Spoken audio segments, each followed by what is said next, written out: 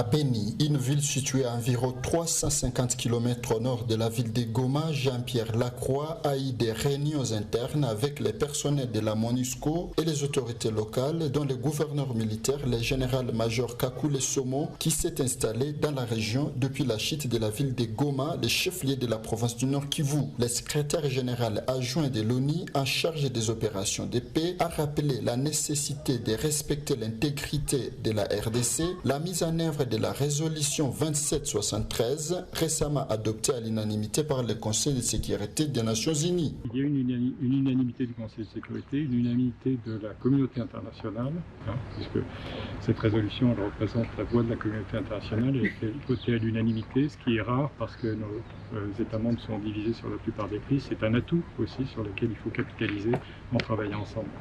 Sadam Patangouli, analyste politique de la région, pense que la solution à cette guerre reste militaire. Il souligne que la population attend de l'Organisation des Nations Unies qu'elle impose les retraits des troupes étrangères sur le sol congolais. Ce que nous attendons des Nations Unies, c'est de pouvoir appuyer en âme et conscience la République démocratique du Congo pour vaincre cette guerre. Nous attendons de M. Jean-Pierre Lacroix d'imposer, parce que l'unique langage que le rebelle comprend pour le moment, c'est le langage d'armes. Et nous devons parler avec ce rebelle avec le langage qu'il comprend mieux. Mais dire que nous allons continuer à parler du cessez-le-feu, ça d'abord, non?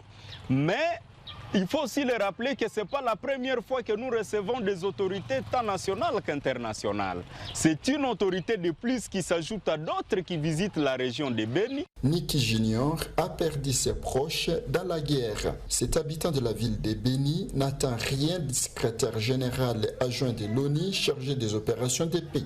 Pour nous, c'est un non-événement parce que pour lui, comme je l'ai dit, ce n'est pas la toute première fois.